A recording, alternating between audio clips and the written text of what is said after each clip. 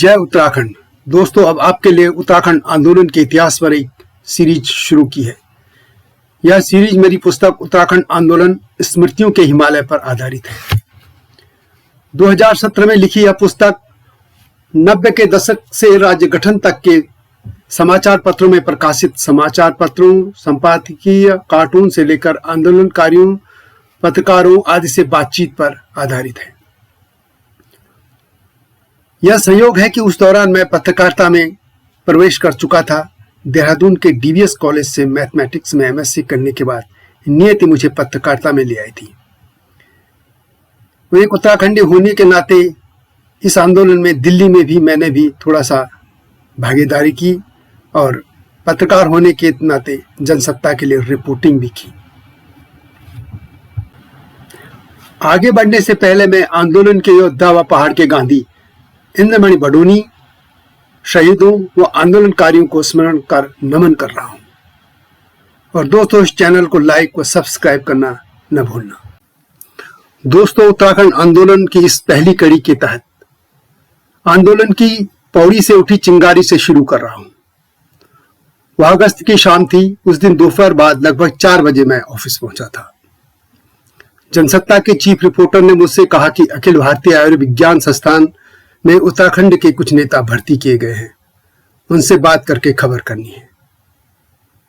वह दिन था 29 अगस्त 1994। पत्रकारिता में आए मुझे 2.25 साल हुए थे। तब मैं दिल्ली से प्रकाशित हिंदी दैनिक जनसत्ता में था। जनसत्ता का कार्यालय तब आईटीओ इलाके में बहादुर शाह जफर मार्ग स्थित एक्सप्रेस बिल्डिंग में था। दिल्ली में अगस्त के दौरान बहुत उमस भरी गर्मी पड़ती है। बारिश तो ज्यादा होती नहीं है, लेकिन मौसम ऐसा होता है कि जुलाई से सितंबर तक चिपचिपाहट रहती है। पसीने से तरबतर हो जाना आम बात है। उमस भरी गर्मी में डीटीसी बस पकड़कर एम्स पहुंचा था। तब मेट्रो नहीं होती थी। एम्स पहुंचते पहुंचते शाम के लगभग 5 बज चुके थे। वहां सी वार्ड में जाकर देखा तो 2 बुजुर्ग बेड पर लेटे थे।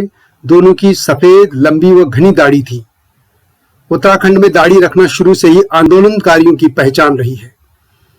उनके बगल में एक आंदोलनकारी युवा भी थे। निकट जाकर बडोनी जी को पहचान लिया था। इस तरह उत्तराखंड आंदोलन के बुजुर्ग नेता इंद्रमणि बडोनी, तब वे 72 साल से थे, पहली भेंट एम्स में हुई थी। पौड़ी में अनशन कर रहे बडोनी जी को उत्तर प्रदेश पुलिस ने पहले तो मेरठ में भर्ती कराया था और फिर उनसे यहां एम्स में ला दिया था। ये वही बडोनी जी थे जिनको आंदोलन के दौरान ही लोग पहाड़ का गांधी कहने लगे थे। एक विदेशी पत्रिका ने तब लिखा था, गांधी मरे नहीं हैं, उन्हें आज भी देखना है तो उत्तराखंड चले जाइए, वहां उत्तराखंड की गलियों में आंदोलन कर रहे हैं गांधी। बडोनी जी के साथ दूसरे जो बुजुर्ग थे वे थे रत्नमणि भट्ट और सुभाष रावत। लगभग पौने घंटे तक वहां बडोनी जी से बात होती रही और अगले दिन जनसत्ता में मेरी खबर थी, उत्तराखंड का सपना देखते देखते उनकी आंखें बूढ़ी हो गई, यह प्रकाशित हुई थी। उस बातचीत में बडोनी जी ने तब मुझसे कहा था कि उनके जीवन का आखिरी सपना अलग राज्य उत्तराखंड का निर्माण है।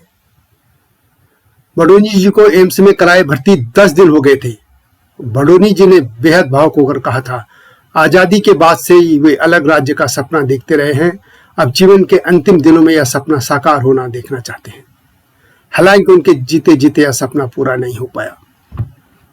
बडोनी जी ने आगे कहा, अब तो संसद ने भी इस आंदोलन की दिशा तय कर दी है, क्योंकि संसद में भी विपक्षी पार्टियों ने अलग राज्य उत्तराखंड बनाने की मांग का पुरजोर समर्थन किया है। उत्तर प्रदेश सरकार के अलग राज्य का प्रस्ताव भेजने और संसद में भी इसका समर्थन होने के बाद सीधी लड़ाई अब अलग राज्य के लिए हो गई है।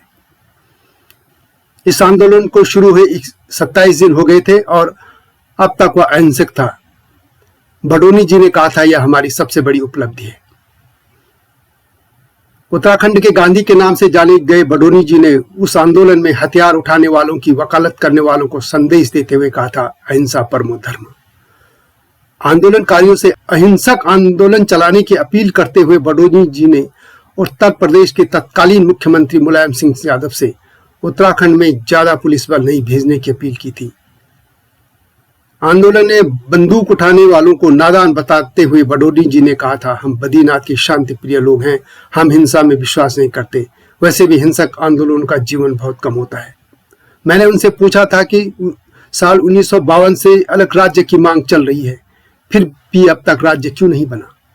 इसके जवाब में बडोनी जी कहा था, हमारी कमजोरी थी और है कि हमारे के नेताओं ने अपना कद तो बहुत ऊंचा बढ़ाया, लेकिन उत्तराखंड का कद वे बौना करते चले गए। यह सिलसिला अब भी जारी है। इसके अलावा आंदोलनकारियों के अलग अलग खेमों में बटे होने पर भी आंदोलन कमजोर हुआ है। बडोनी जी चाहते थे कि उत्तराखंड की तरह दिल्ली में भी सर्वदलीय संयुक्त संघर्ष समितियां बन जाए। एम्स में अपने वार्ड में बडोनी जी ने महात्मा गांधी, श्रीदेव सुमन और वीर चंद्र सिंह गढ़वाली की फोटो लगाई थी। कुछ देवी देवताओं के चित्र भी थे और वहां रात दिन अखंड दीपक जलाने की व्यवस्था की गई थी। उन्हें एम्स में 20 अगस्त 1994 को दाखिल किया था। दोस्तों, आगे बढ़ने से पहले यह बता दूं कि यह आंदोलन वास्तव में तत्कालीन उत्तर प्रदेश की मुलायम सिंह सरकार के आरक्षण लागू करने के फैसले के विरोध में शुरू हुआ था।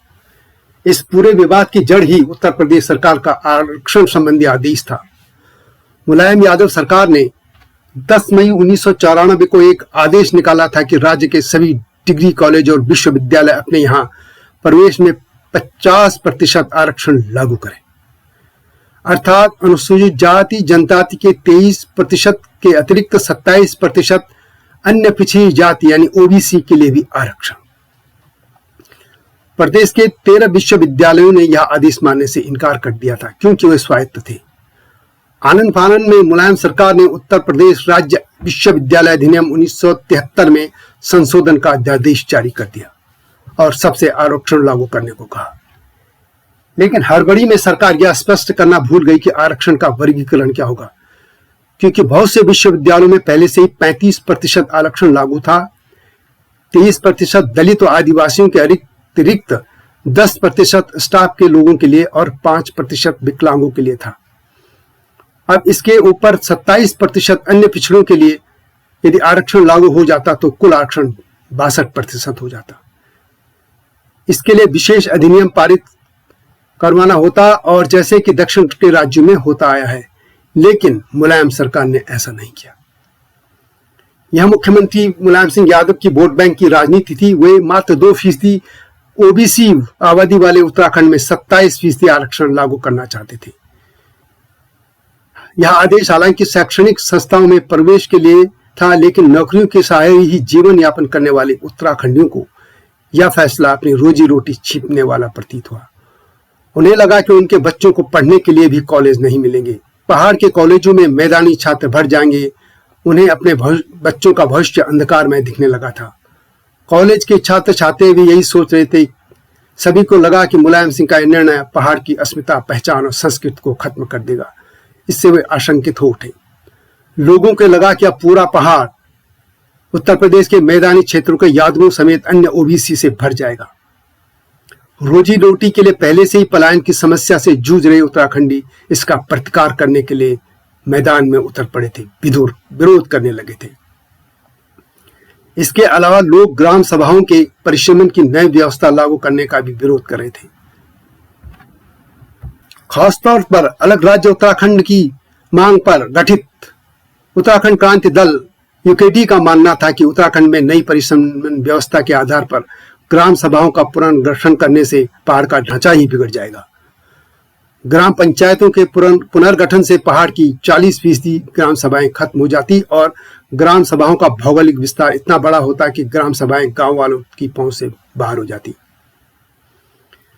इस आरक्षण नीति को लेकर मुलायम सिंह के विरोध में सबसे पहले छात्र खड़े हुए। मुलायम सरकार के 10 मई 1994 के आदेश के बाद से ही छात्र छात्राएं आंदोलित होने लगे थे। जून से छात्र छात्राएं विरोध करने के लिए सड़कों पर उतर आए। कॉलेजों में विरोध प्रदर्शन शुरू हो चुके थे। मामला उलझता रहा और उत्तराखंड क्रांति दल भी मैदान में कूद पड़ा। यूकेडी, उत्तराखंड संघर्ष समिति वाहिनी समेत विभिन्न दलों व संगठनों की 4 मांगे थी। 1, उत्तराखंड में नौकरी में पिछड़ी जातियों को उनकी आबादी के हिसाब से ही आरक्षण दिया जाए। 2, ग्राम सभाओं के परिश्रमण का वे विरोध कर रहे थे। 3, कॉलेजों में आरक्षण का विरोध और 4, चौथी श्रेणी के पहाड़ के लोगों को ही नौकरी देने की मांग थी। इन मांगों को लेकर 2 अगस्त 1994 से इंद्रमणि बडोनी के नेतृत्व में उत्तराखंड क्रांति दल ने पौड़ी में अनशन शुरू कर दिया था। बडोनी जी समेत गढ़वाल मुख्यालय पौड़ी पर 8 लोग अनशन पर बैठे थे। विरोध उग्र हुआ और पुलिस ने जोर जबरदस्ती आंदोलन स्थल खाली कराने की कोशिश कर दी। आंदोलनकारियों ने विरोध किया तो मुलायम सिंह यादव की पुलिस ने आंदोलनकारियों पर लाठीचार्ज व आंसू गैस के साथ ही गोली भी चला दी थी। इस गोलीकांड में एक आंदोलनकारी विद्यादत्त जुयाल मारे गए और लगभग 24 लोग घायल हो गए थे। इससे नाराज और गुस्साए आंदोलनकारियों ने फायर ब्रिगेड की गाड़ी खाई में गिरा दी थी। कहा जाता है कि इस जीप के ड्राइवर जीत बहादुर गुरुंग की मौत हो गई थी। अनशन पर बैठे इंद्रमणि बडोनी जी को पुलिस ने जबरदस्ती पहले तो मेरठ और फिर दिल्ली के एम्स में भर्ती करा दिया था। उत्तराखंड आंदोलन का यह पहला पुलिस गोलीकांड था। पौड़ी के गोलीकांड से आंदोलन पूरे उत्तराखंड में फैलने लगा था। 10 अगस्त को श्रीनगर में उत्तराखंड छात्र संघर्ष समिति का गठन हो चुका था। पौड़ी की घटना से आरक्षण के खिलाफ शुरू आंदोलन की लपटें पूरे पहाड़ में फैलने लगी थी। देखते देखते पहाड़ के शहरों से लेकर कस्बों गांवों तक धरना, प्रदर्शन, जुलूस, गिरफ्तारी जैसे विरोध कार्यक्रमों का सिलसिला शुरू हो गया था। जिन कॉलेज स्कूलों के बच्चों को पढ़ाई करनी चाहिए थी वे अब सड़कों पर थे, आंदोलन कर रहे थे और गुस्से से भरने लगे थे। स्थानीय बाजार बंद किए जाने लगे थे। गढ़वाल मंडल से शुरू आंदोलन कुमाऊं मंडल तक पहुंच गया था। पुलिस जितना लाठी भांज रही थी, आंदोलन उसी हिसाब से उग्र होने लगा था। इस गोलीकांड के बाद तो पूरा उत्तराखंड आरक्षण के विरोध में एकजुट हो गया था, सड़कों पर उतर आया था।